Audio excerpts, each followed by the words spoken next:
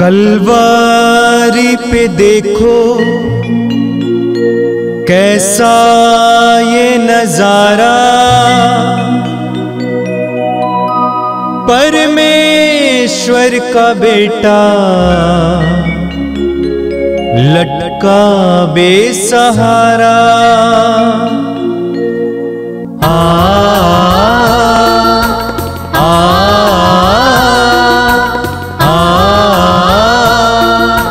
बहती रक्तधारा जिसमें सबको मिले मुक्ति, बहती रक्तधारा जिसमें सबको मिले शांति, बहती रक्तधारा जिसमें सबको मिले मुक्ति, बहती रक्तधारा जिसमें सबको मिले शांति।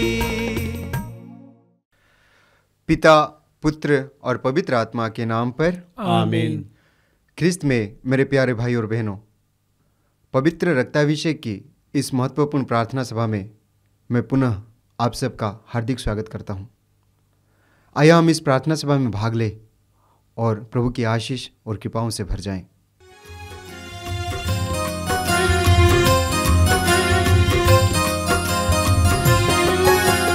यीशु के बदन से बही जो लहू की धारा, उसमें धुले हमारे पापों के दाग सारे। यीशु के बदन से बही जो लहू की धारा, उसमें धुले हमारे पापों के दाग सारे।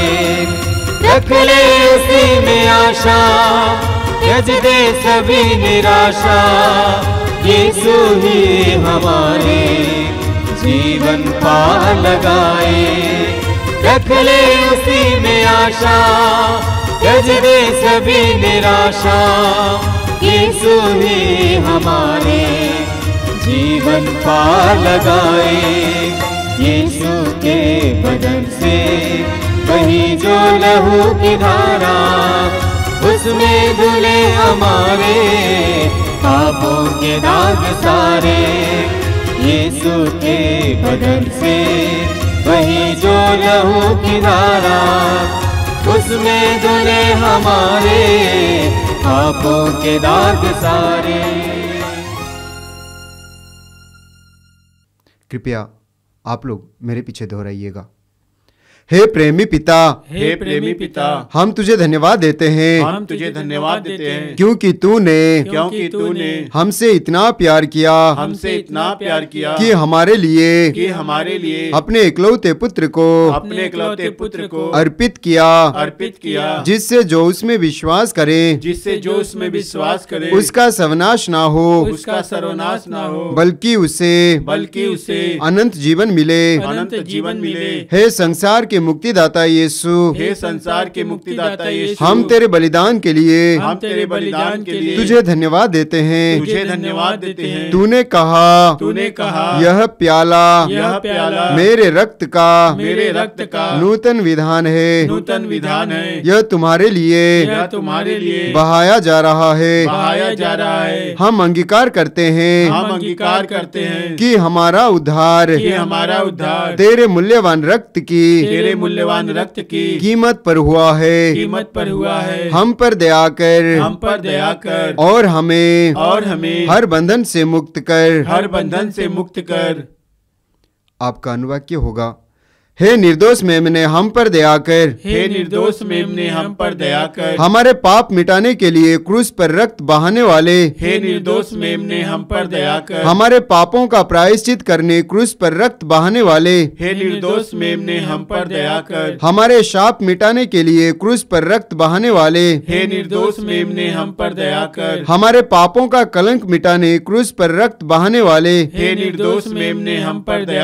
हमारे पापों की कीमत चुकाने क्रूस पर रक्त बहाने वाले, हे निर्दोष मेमने हम पर दया कर। शैतान का हर कार्य नष्ट करने क्रूस पर रक्त बहाने वाले, हे निर्दोष मेमने हम पर दया कर। हमें भरपूर जीवन देने क्रूस पर रक्त बहाने वाले, हे निर्दोष मेमने हम पर दया कर। हमारे घायल दिलों को चंगा करने क्रूस पर रक्त बहाने वाले, हे निर्दोष मेमने हम पर दया कर। रोगों से हमें चंगा करने क्रूस पर रक्त बहाने वाले, हे निर्दोष मेमने हम पर दया कर। हमें पिता से मेल कराने क्रूस पर रक्त बहाने वाले, हे निर्दोष मेमने हम पर दया कर। हमें एक दूसरे से मेल कराने क्रूस पर रक्त बहाने वाले, हे निर्दोष मेमने हम पर दया कर। हमें प्रेम की शिक्षा देने क्रूस पर रक्त बहाने वाले, हे निर्दोष मेमने हम पर दया कर। हमारे लिए स्वर्ग का द्वार खोलने क्रूस पर रक्त बहाने वाले, हे निर्दोष मेमने हम पर दया कर। हमारे बंधनों को तोड़ने के लिए क्रूस पर रक्त बहाने वाले, हे निर्दोष मेमने हम पर दया कर। हमारे आंसुओं को पोंछने के लिए क्रूस पर रक्त बहाने वाले, हे निर्दोष मेमने हम पर दया कर। हमें धर्मी बनाने के लिए क्रूस पर रक्त बहाने वाले, हे निर्दोष मेमने हम पर दया कर। हमें पवित्र करने के लिए क्रूस पर रक्त बहाने वाले, हे निर्दोष मेमने हम पर दया कर। हमें सशक्त करने के लिए क्रूस पर रक्त बहाने वाले, हे निर्दोष मेमने हम पर दया कर। हमें स्वतंत्र करने के लिए क्रूस पर रक्त बहाने वाले, हे निर्दोष मेमने हम पर दया कर। हे ईश्वर के मेमने जो संसार के पाप हर लेता है, प्रभु हमें क्षमा कर। हे ईश्वर के मेमने जो संसार के पाप हर लेता है, प्रभु हमारी सुन। हे ईश्वर के मेमने जो संसार के पाप हर लेता है, प्रभु हम पर दया कर। हम प्रार्थना करें। हे ईश्वर, तूने चाहा कि यीशु अपना रक्त बहाकर हमारे पापों का प्रायश्चित करें और हम विश्वास द्वारा उसका फल प्राप्त करें। हम तुझसे प्रार्थना करते हैं कि उनके पवित्र रक्त की योग्यता से इस संसार पर दया कर और हमें हर बंधन से छुड़ा दे। हम यह प्रार्थना करते हैं उन्हीं प्रभु ख्रिस्त के द्वारा, आमीन। हे हमारे पिता जो स्वर्ग में है, तेरा नाम पवित्र माना जाए, तेरा राज्य आवे, तेरी इच्छा जैसे स्वर्ग में है वैसे इस पृथ्वी पर भी पूरी हो।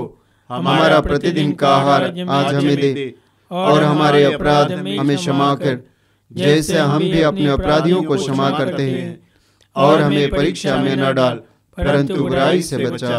आमीन।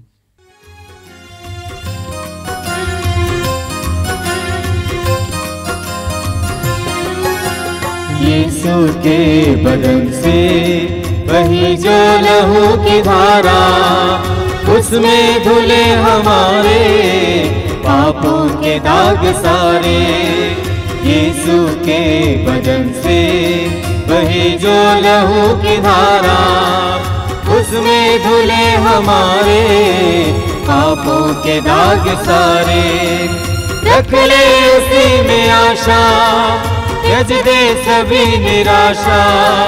यीशु ही हमारे जीवन पार लगाए। रख ले उसी में आशा, त्यज दे सभी निराशा। यीशु ही हमारे जीवन पार लगाए। यीशु के बदन से वही जो लहू की धारा, उसमें धुले हमारे पापों के दाग सारे। यीशु के बदन से वही जो लहू की धारा, उसमें धुले हमारे पापों के दाग सारे। आइए हम प्रार्थना करें। हमें प्यार करने वाले, आकाश और पृथ्वी को बनाने वाले उस सामर्थ्यवान परमेश्वर की उपस्थिति महसूस कीजिए। अपने हृदय में निवास करने वाले प्रभु की उपस्थिति महसूस कीजिए। अपनी आंखें बंद कीजिए। आप जहां कहीं भी बैठे हैं, मैं आपसे अनुरोध करूंगा कि सारी व्यस्तताओं को दूर रखकर इस पवित्र रक्ताभिषेक प्रार्थना में भाग लेने के लिए अपने आप को तैयार कीजिए। प्रभु के दिव्य वचनों को सुनने के लिए अपने हृदय और मन की आंखों को खोलिए और कान को खोलिए। प्रार्थना कीजिए कि पवित्र आत्मा आइए और मेरी बुद्धि को प्रकाशित कीजिए। मेरे जीवन की हर प्रकार की पीड़ा को आनंद में परिवर्तित करने के लिए आइए पवित्र आत्मा। मैं विश्वास के साथ इस समय तेरे अधीन हो जाता हूं। हम पवित्र आत्मा के अधीन हो जाएं। पवित्र आत्मा ईश्वर का आत्मा है, यीशु का आत्मा है। पवित्र आत्मा सत्य का आत्मा है, शांति का आत्मा है, वह प्रेम का आत्मा है। उस पवित्र आत्मा को इस समय हमें अपने अधिकार में लेने देंगे। अपने हृदय और मन को पूरी तरह से प्रभु के अधीन कीजिए। पवित्र आत्मा सारी सृष्टि को नया बना रहा है, आपके जीवन को भी नया बनाने दीजिए। आपकी परिस्थितियों को बदलने दीजिए। अपना हृदय और मन पूरी तरह से प्रभु पे लगाइए। जीवन के हर दुख और पीड़ा को इस समय प्रभु के सामने रखिए। बोलिए, प्रभु यीशु मैं विश्वास करती हूं, यह विश्वास करता हूं कि तू मेरे साथ है, मेरे करीब इस समय। अपने जीवन की हर प्रकार की पीड़ा को तेरे सामने रखता हूं। प्रभु तूने कहा है मेरे पास आओ, मैं तुम्हें विश्राम दूंगा। मैं तेरी आवाज को सुनकर आया हूं। मुझे विश्राम चाहिए, मुझे शांति चाहिए, मुझे चैन चाहिए, संतुष्टि चाहिए। मेरा हृदय घायल है, मेरे मन में बहुत सारी चिंताएं, उन सारी बातों को तेरे हाथ में समर्पित करता हूं। प्रभु हृदय खोल कर इस समय प्रभु से बात कीजिए। पवित्र आत्मा को इस समय अपने अधिकार में लेने दीजिए। पवित्र आत्मा को आपके जीवन में आने दीजिए, आपके परिवार में आने दीजिए। ईश्वर का आत्मा, सामर्थ्य का आत्मा, शक्ति का आत्मा, प्रेम का आत्मा, सत्य का आत्मा, प्रज्ञा का आत्मा, बुद्धि का आत्मा, उस आत्मा को इस समय अपने जीवन में आने दीजिए। उसके अधीन हो जाइए। थोड़ी देर मौन होकर प्रार्थना कीजिए प्रभु से कि प्रभु मुझे अपने अधिकार में लीजिए, मुझे शांत कीजिए, मुझे चैन दीजिए। मेरे मन और हृदय को समय शांत करके तेरे पवित्र वचनों को सुनने के लिए मुझे तैयार कीजिए। प्रार्थना कीजिए, प्रार्थना कीजिए।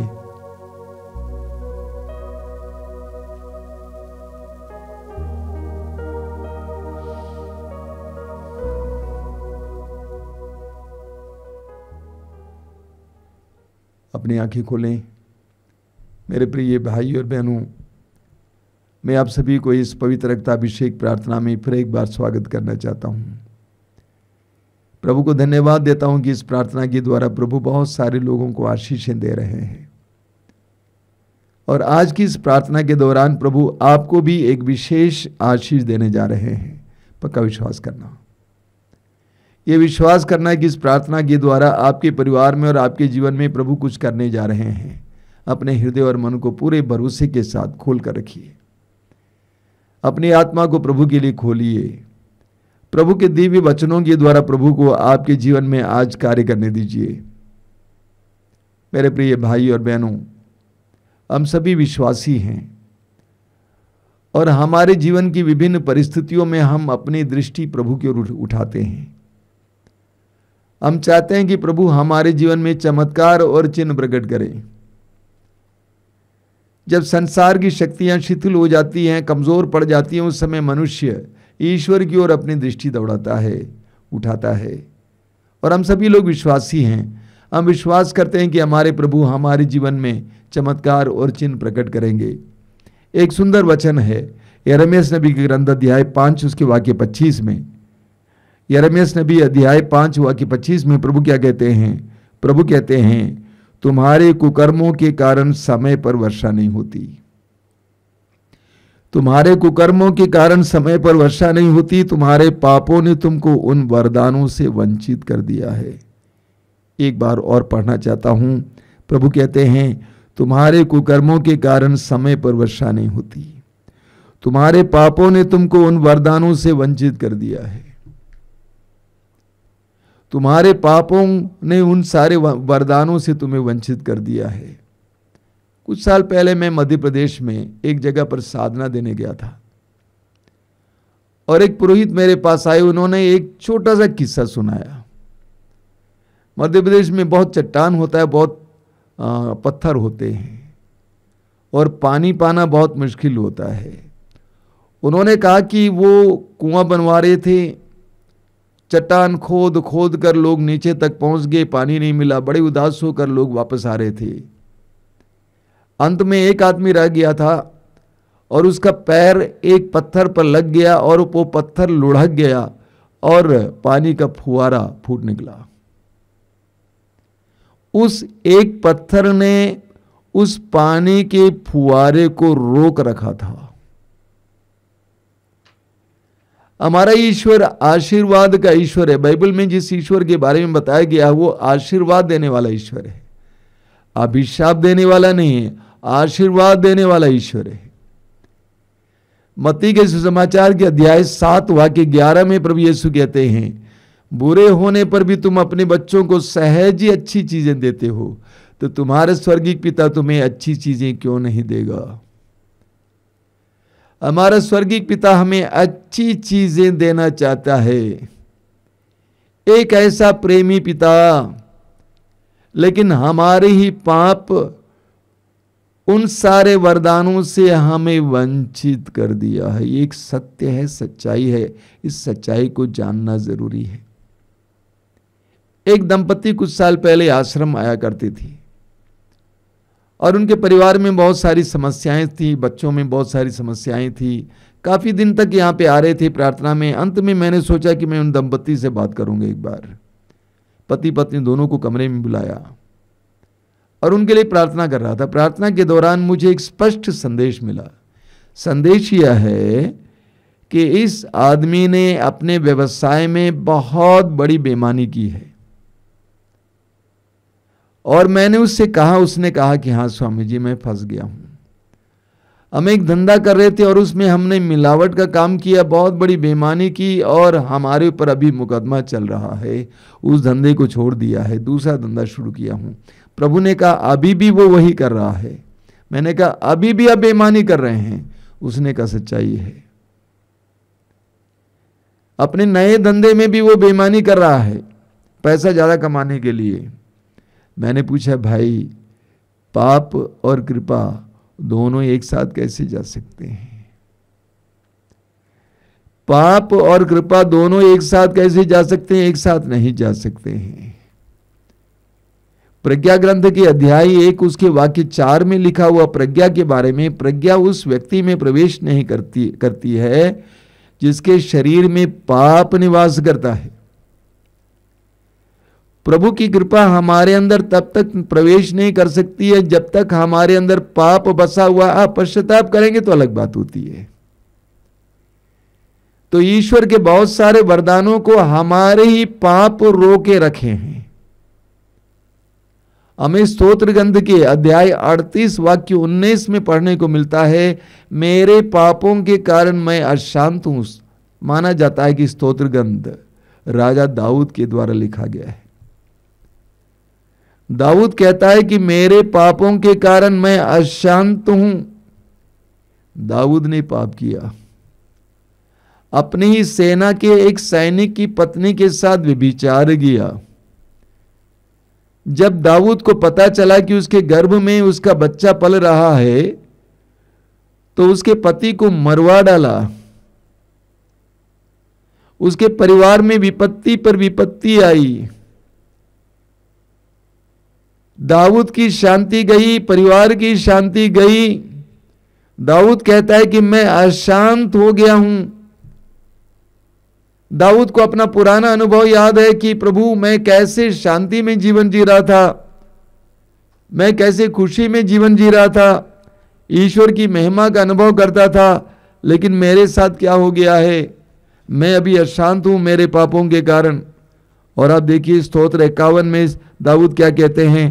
स्तोत्र 51 उसमें दाऊद कहते हैं अपने पापों के लिए माफी मांगते हुए, स्तोत्र 51 में कहते हैं कि प्रभु जो शांति मैंने गंवाई, जो आनंद मैंने गंवाया वो मुझे वापस दिला दे। स्तोत्र 51 उसके वाक्य 12 और 13 में दाऊद क्या कहते हैं, हे ईश्वर मेरा हृदय फिर शुद्ध कर और मेरा मन फिर सुदृढ़ बना। अपने सानिध्य से मुझे दूर न कर, अपने पवित्र आत्मा से मुझे वंचित न कर। दाऊद को अपने पुराना जीवन याद आता है कि मैं कितनी कृपा में था, ईश्वर की कृपा मुझ में छाई हुई थी। मैं इस्राएल का राजा हूं, 40 साल तक शासन करते आ रहा हूं, यशस्वी राजा, पवित्र आत्मा का सामर्थ्य मैं अनुभव करते आ रहा हूं, लेकिन मैंने पाप किया और मुझे लगता है कि पवित्र आत्मा मुझसे दूर है। मेरा आनंद छिन गया, मेरी शांति छिन गई। इसलिए वो प्रार्थना करते हैं कि प्रभु मुझे फिर मेरा आनंद प्रदान कर, मुक्ति प्रदान कर, मुझे पवित्र आत्मा प्रदान कर। मेरे प्रिय भाई और बहनों, हमारे ही पाप ईश्वर की कृपाएं हम तक आने से रोकते हैं। हमारे ही पापों के कारण हमारे जीवन का इतिहास पलट जाता है। हम उत्पत्ति ग्रंथ के अध्याय 3 उसके वाक्य 1 से 8 तक पढ़ते हैं। आदम और हेवा को ईश्वर ने एक सुंदर बगान में रखा, एक सुंदर सी कहानी है। और ईश्वर ने उनको मना किया था भले और बुरे के ज्ञान के वृक्ष का फल खाने से, लेकिन उन्होंने उनकी बात को नहीं माना, ईश्वर की बात को नहीं माना, उन्होंने शैतान की बात को माना और वही फल खाया। वही आदम और हेवा जिनको ईश्वर ने आदन बगान के मालिक बनाया था,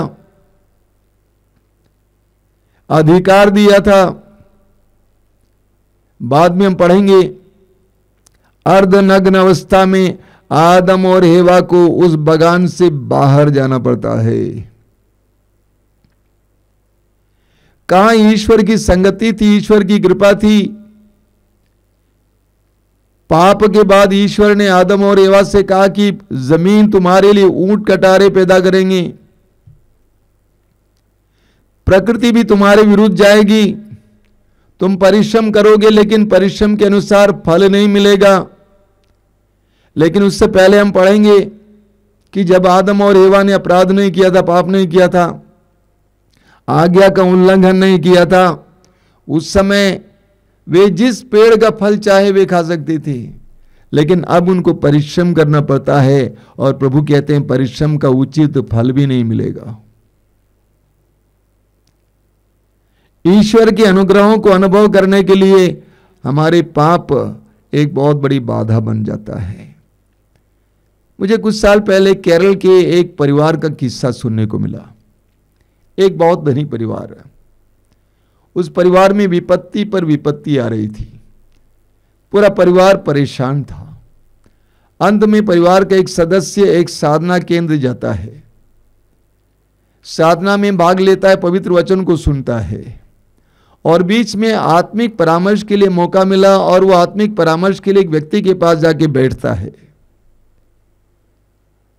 और प्रार्थना के दौरान आत्मिक परामर्श देने वाला व्यक्ति कहता है कि आपके परिवार ने एक पुरोहित को बहुत ज्यादा दुख दिया, सताया है, उसके कारण आपके परिवार में इतनी सारी विपत्ति आई हैं।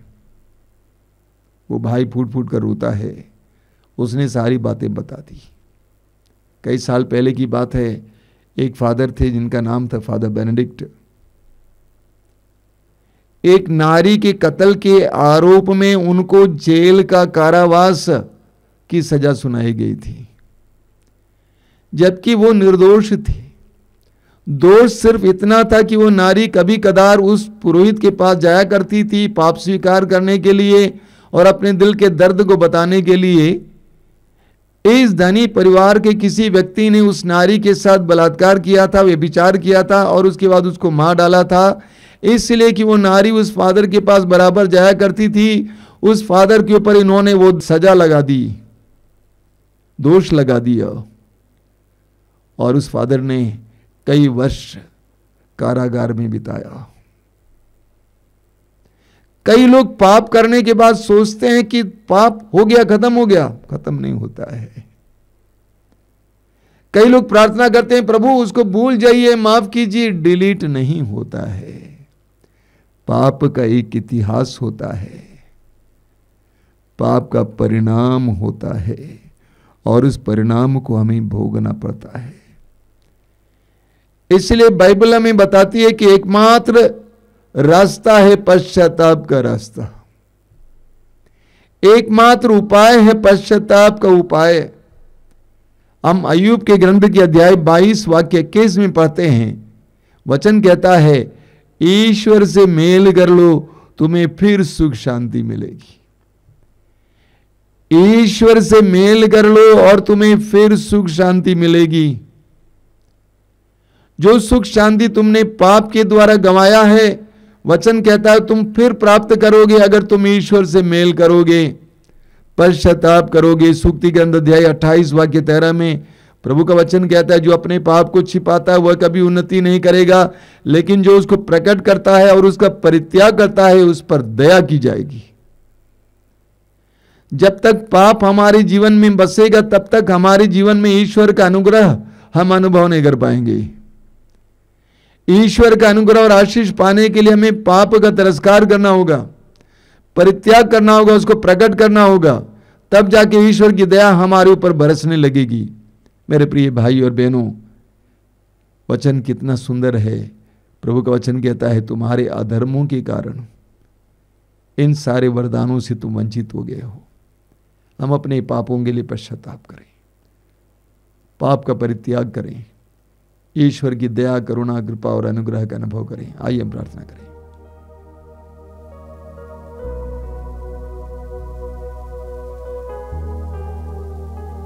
धन्यवाद देते हैं प्रभु इस समय के लिए, इन पवित्र क्षणों के लिए धन्यवाद देते हैं। हम तुझसे प्रार्थना करते हैं, हमें पाप की भयानकता के बारे में सिखा, हमें सत्य को स्वीकार करने, अंगीकार करने और समझने की कृपा दे कि दानी और दयालु परमेश्वर के अनुग्रहों को प्राप्त करने के लिए हमारे ही पाप एक बहुत बड़ी बाधा है। अपने पापों का परित्याग करने के लिए, पश्चाताप करते हुए तेरे अनुग्रहों के योग्य बनने के लिए हमें तैयार कीजिए प्रभु, हम पर दया कीजिए। तेरी स्तुति, तेरी आराधना, तेरी महिमा।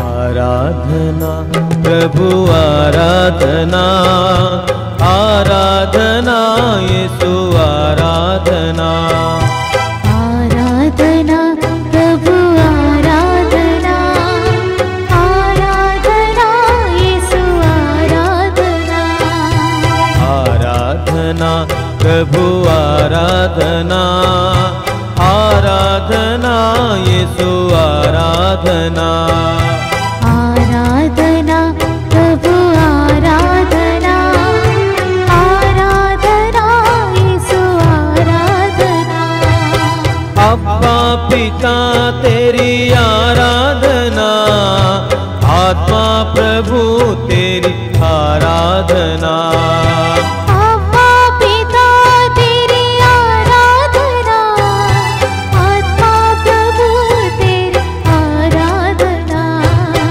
आराधना प्रभु आराधना, आराधना यीशु आराधना, आराधना प्रभु आराधना, आराधना यीशु आराधना, मुक्ति प्रदाता आराधना, शांति प्रदाता आराधना, मुक्ति प्रदाता आराधना, शांति प्रदाता आराधना, ओ आराधना प्रभु आराधना, आराधना यीशु आराधना, आराधना प्रभु आराधना, आराधना यीशु आराधना,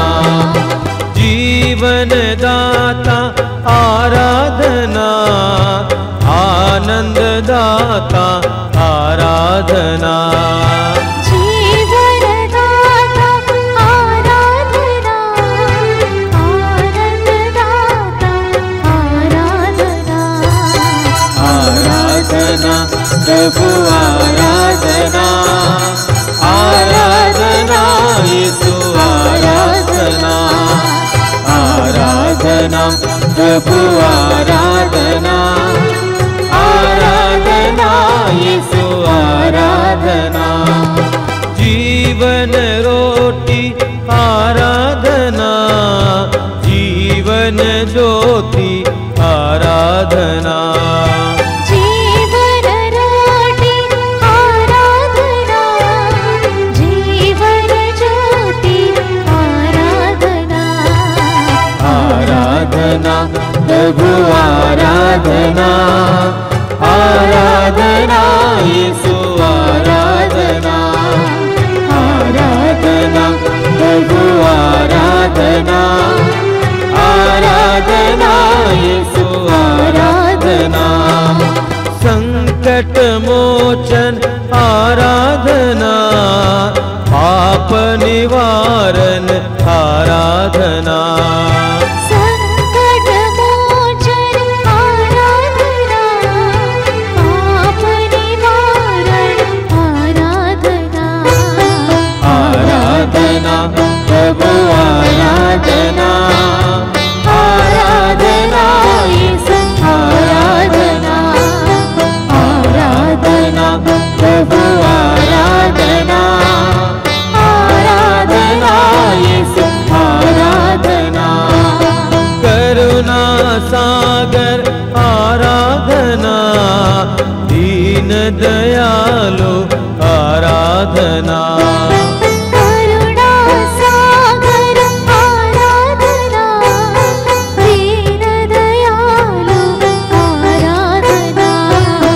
आराधना प्रभु आराधना, आराधना यीशु आराधना, आराधना प्रभु आराधना, आराधना यीशु आराधना। स्वास्थ्य प्रदाता आराधना, शक्ति प्रदाता आराधना। स्वास्थ्य प्रदाता आराधना, मुक्ति प्रदाता आराधना। आराधना प्रभु आराधना, आराधना यीशु आराधना, आराधना प्रभु आराधना, आराधना यीशु आराधना, आराधना यीशु आराधना, आराधना यीशु आराधना, आराधना यीशु आराधना।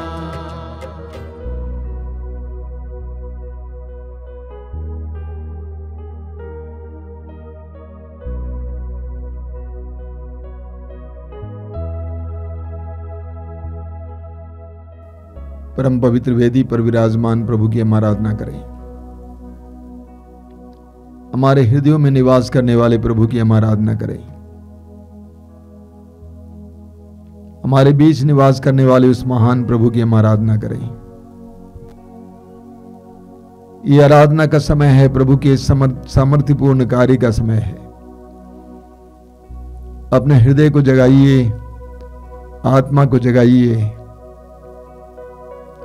मन को एकाग्र कीजिए, अपनी आंखें बंद रखिए, प्रभु की उपस्थिति का अनुभव कीजिए। विश्वास में अपने हृदय और मन को प्रभु के लिए खोलिए। प्रभु का स्वागत कीजिए अपने जीवन में। प्रभु से कहिए, आइए प्रभु मेरे जीवन में आइए, मेरे परिवार के जीवन में आइए, मेरी परिस्थितियों में आइए। मैं तुझ पर भरोसा रखता हूं, मैं तेरे उस महान प्रेम पर विश्वास करता हूं। तूने क्रूस पर अपने आप को अर्पित करके मेरे प्रति अपने प्रेम को प्रकट किया है। धन्यवाद यीशु। तूने कहा इससे बड़ा कोई प्रेम नहीं है कि एक मित्र अपने मित्रों के लिए अपने प्राण अर्पित कर दे। हाँ, तूने ये करके दिखाया। धन्यवाद यीशु। मैं अपने जीवन को तेरे सामने समय लाता हूं, मेरे परिवार को तेरे सामने लाता हूं, मेरी परिस्थितियों को तेरे सामने लाता हूं। मैं जानता हूं कि तू ही मेरी परिस्थितियों को बदल सकता है और कोई नहीं कर सकता है। मैं अपने जीवन में महसूस करता हूं कि मैं हार गया हूं, मैं थक गया हूं, इसलिए तेरी आवाज को सुनकर तेरे पास आया हूं। यीशु, तूने कहा मेरे पास आओ, मैं तुम्हें विश्राम दूंगा। अपने जीवन को इस समय प्रभु के हाथ में समर्पित कीजिए मेरे भाई और बहनों। बाइबल में जिस ईश्वर के बारे में बताया गया है, हमारे प्रभु आशीषों का ईश्वर है, आशीर्वाद देने वाला ईश्वर है। उत्पत्ति ग्रंथ में हम पढ़ते हैं कि ईश्वर ने आदम और एवा को आशीर्वाद दिया, अपने चुने हुए लोगों को आशीर्वाद दिया। ईश्वर ने अपनी प्रिय जनता के लिए आसमान से मन्ना बरसाया, अपनी प्रिय जनता को लाल समुद्र पार करने के लिए उसे 2 भागों में विभाजित किया। आज भी प्रभु हमारे प्रतिदिन के जीवन में यही करते हैं। हमारे प्रभु हमें प्रेम करने वाले प्रभु हैं, हमारा ख्याल रखने वाला प्रभु है, हमारे बारे में सोचने वाले प्रभु हैं। धन्यवाद दीजिए इसके लिए और अपने जीवन को प्रभु के सामने लाइए। ये आराधना का समय हमारे लिए अनुग्रह का समय बने, आशीष का समय बने, बंधनों से आजादी का समय बने, रोगों से छुटकारे का समय बने। प्रभु की आशीष पाने के लिए हम अपने आप को तैयार करें। स्तोत्रकार कहता है स्तोत्र 32 में, धन्य है वो जिसका अपराध क्षमा हुआ है, जिसका पाप मिट गया है। धन्य है वो जिसे ईश्वर दोषी नहीं मानता, जिसका मन निष्कपट है। आगे वो कहते हैं, जब तक मैं मौन रहा तब तक मेरे निरंतर कराहने से मेरी हड्डियां छींचती रहीं, क्योंकि दिन रात मुझ पर तेरे हाथ का भार था। मेरा शक्ति रस मानो ग्रीष्म के ताप से सूखता रहा। मैंने तेरे सामने अपना पाप स्वीकार किया, मैंने अपना दोष नहीं छिपाया। मैंने कहा मैं प्रभु के सामने अपना अपराध स्वीकार करूंगा। स्तोत्रकार कहता है कि जब तक मैं मौन रहा, यानी मैं चुप रहा, मैं अपने पापों को छिपाए रखा, तब तक मैं परेशान था। लेकिन मैंने कहा कि मैं प्रभु के सामने अपने पाप को स्वीकार करूंगा। मैं प्रभु के सामने अपने पाप को स्वीकार करूंगा। वचन में लिखा हुआ, तब तूने मेरे पाप का दोष मिटा दिया, मुझे स्वतंत्र किया। पाप हमें बंधन में डालता है, पाप हमारे जीवन में अशांति लाता है।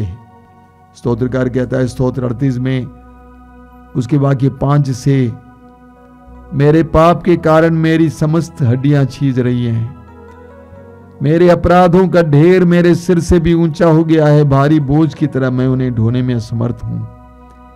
मैं झुक गया हूं, अत्यंत दुर्बल हूं और दिन भर उदास चलता फिरता हूं।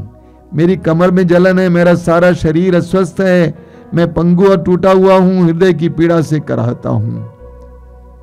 पाप कितना भयानक है, उस महान और प्रेमी प्रभु के प्रेम से हमें वंचित करता है, उसके अनुग्रहों से हमें वंचित करता है। हमें पाप के लिए प्रभु से माफी मांगना जरूरी है, अपने पापों के ढेर को प्रभु के सामने उतारना जरूरी है, उस बोझ को प्रभु के सामने उतारना जरूरी है। प्रभु ने कहा, थके मांदे और बोझ से दबे लोगों, तुम सबके सब मेरे पास आओ, मैं तुम्हें विश्राम दूंगा।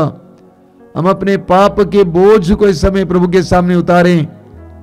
हमारे ही पाप हमारे लिए कृपा के लिए बहुत बड़ी बाधा बन जाते हैं।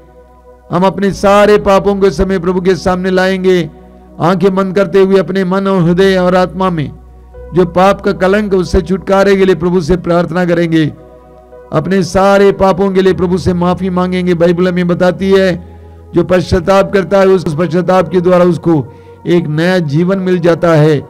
ईश्वर सर्वशक्तिमान है, इसीलिए वो हमारे पापों को क्षमा करता है, हम पर दया दिखाता है। आंखें बंद करके हृदय खोलकर इस समय अपने सारे पापों और अपराधों के लिए प्रभु से माफी मांगेंगे। हृदय की गहराई से प्रभु से कहना, प्रभु मुझ पापी पर दया कर। उस सुड़ाऊ पुत्र की तरह जिसने पिता के सामने गिड़गिड़ा कर बोला कि मैंने आपके विरुद्ध और स्वर्ग के विरुद्ध पाप किया, उसी तरह हम भी प्रभु के सामने कहें, प्रभु मुझ पर दया कर, मुझ पर दया कर। मैंने पाप किया, मैंने अपराध किया, मेरे पापों के कारण मैं अशांति महसूस करता हूँ। अपने सारे पापों और कमजोरियों के लिए प्रभु से माफी मांगेंगे। आइए हम स्तोत्रकार के साथ मिलकर इस समय माफी मांगते हुए बोलें, मेरे पीछे दोहराएंगे, हे ईश्वर तू दयालु है, मुझ पर दया कर। हे ईश्वर तू दयालु है, मुझ पर दया कर। तू दया सागर है, मेरा अपराध क्षमा कर।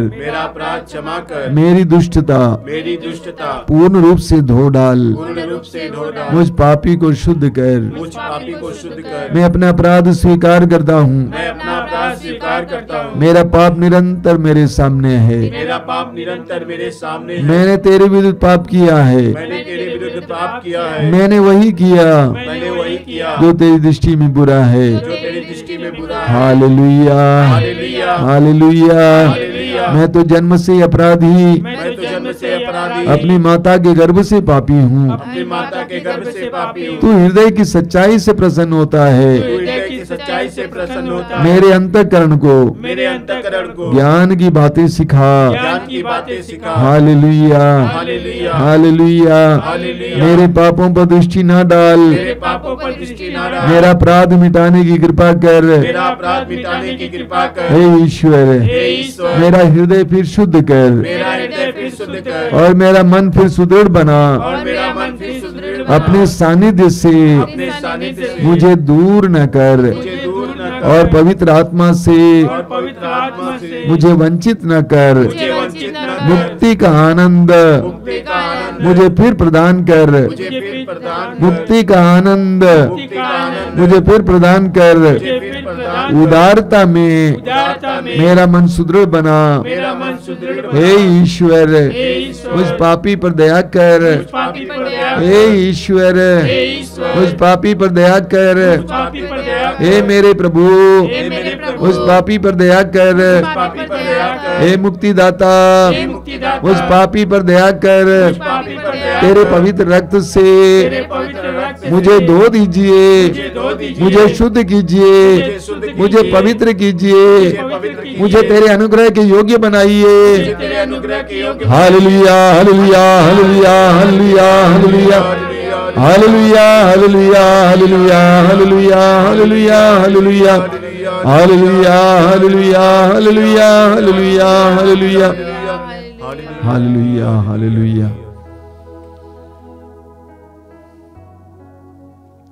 आइए हम बड़ी भक्ति के साथ इस समय पवित्र रक्त के अभिषेक के लिए प्रार्थना करेंगे। मेरे पीछे उस गीत को गाते जाएंगे, अभिषेक दीजिए, अभिषेक दीजिए, पावन लहू का अभिषेक दीजिए।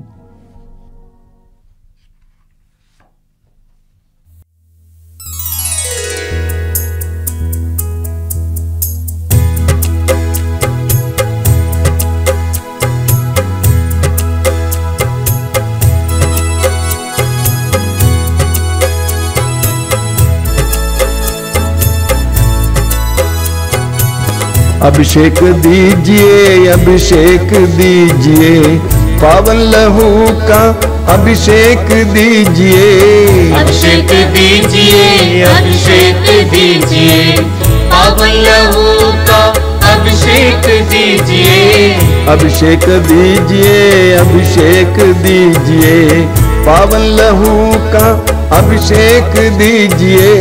अभिषेक दीजिए, अभिषेक दीजिए, पावन लहू का अभिषेक दीजिए। पाप अधर्म से भारी है धरती, पाप मिटाने अभिषेक दीजिए। अभिषेक दीजिए, अभिषेक दीजिए, पावन लहू का अभिषेक दीजिए। युद्ध और विनाश का अंधेरा है छाया, शांति दिलाने अभिषेक दीजिए। अभिषेक दीजिए, अभिषेक दीजिए, पावन लहू का अभिषेक दीजिए। जकड़ा है मानव पापों के जाल में, बंधन तोड़ने अभिषेक दीजिए।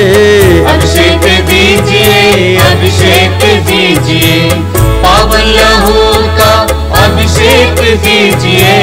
अश्लीलता का बादल घनेरा पवित्र करने अभिषेक दीजिए। अभिषेक दीजिए, अभिषेक दीजिए, पावन लहू का अभिषेक दीजिए। पाप मिटाने शाप मिटाने पावन लहू का अभिषेक दीजिए। अभिषेक दीजिए, अभिषेक दीजिए, पावन लहू का अभिषेक दीजिए।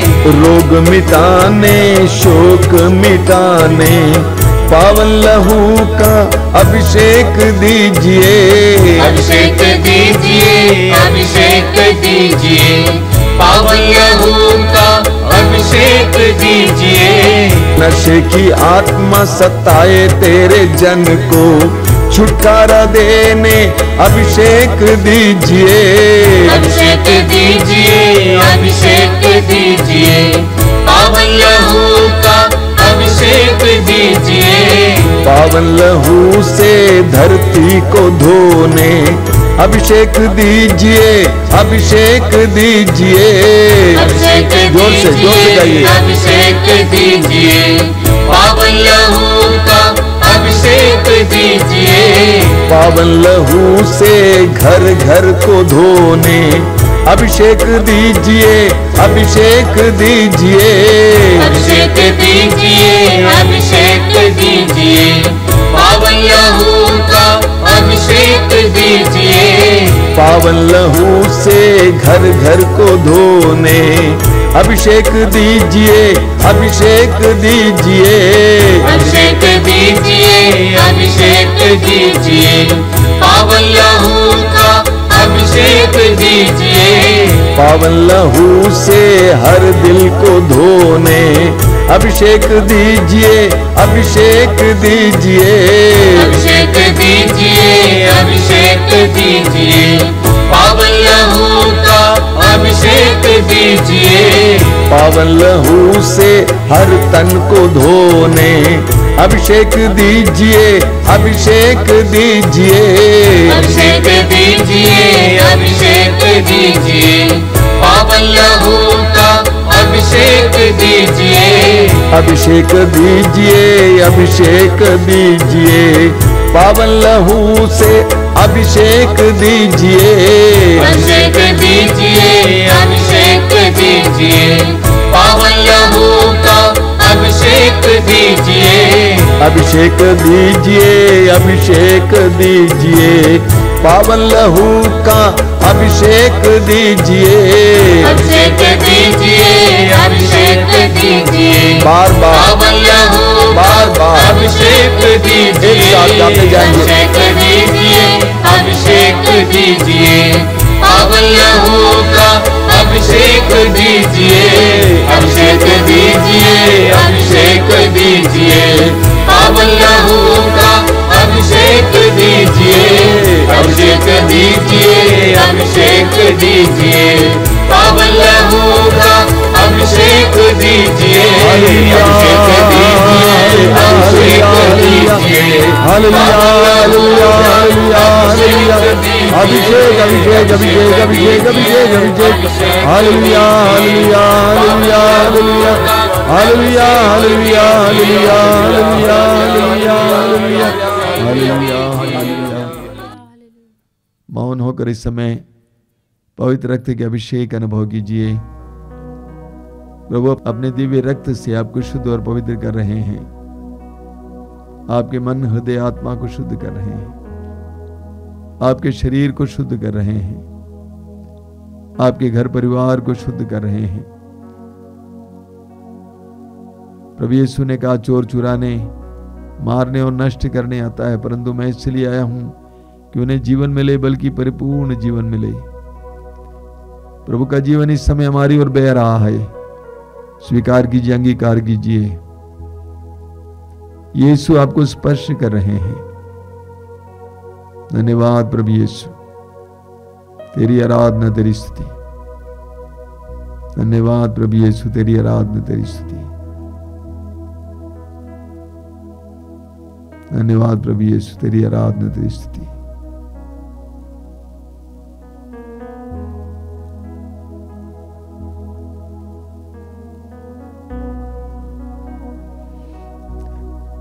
हमारे बीच में जो विभिन्न प्रकार की बुराई के बंधनों में, उनके लिए प्रार्थना करेंगे इस समय।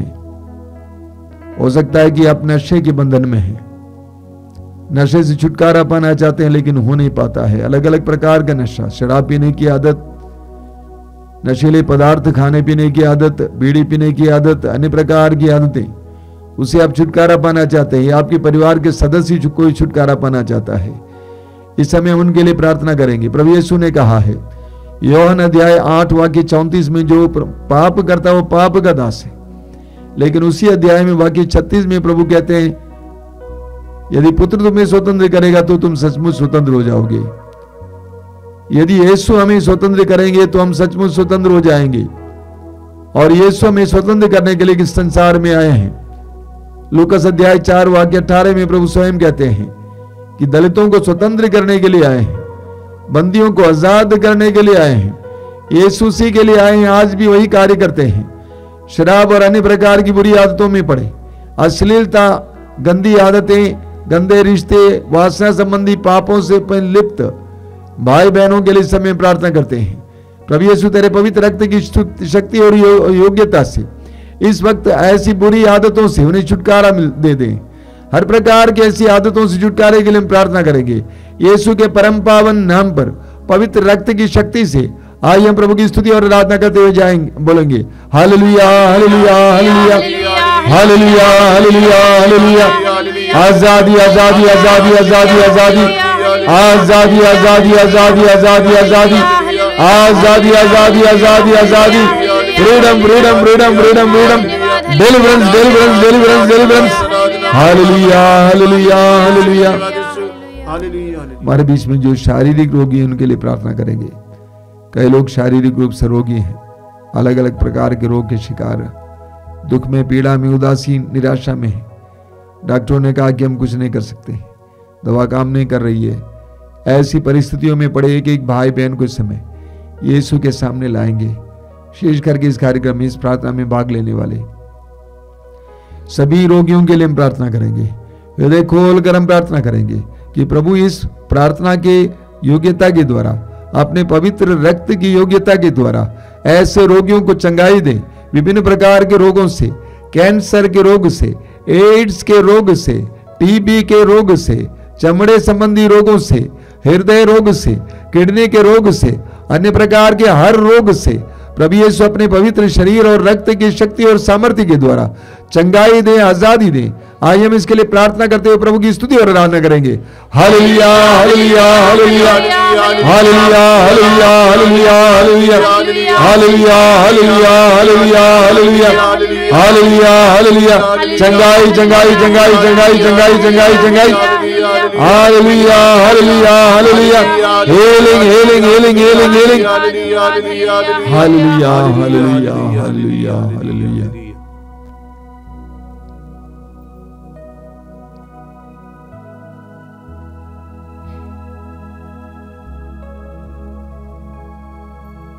आइए हम बड़ी भक्ति के साथ प्रभु की आशीष ग्रहण करेंगे।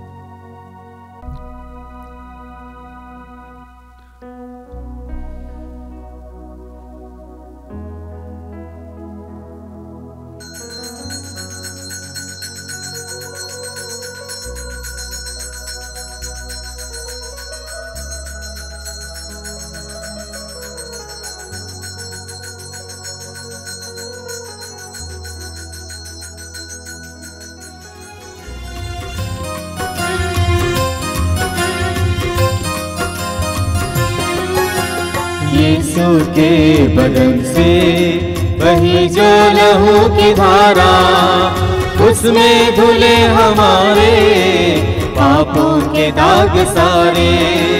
यीशु के बदन से बही जो लहू की धारा, उसमें धुले हमारे पापों के दाग सारे।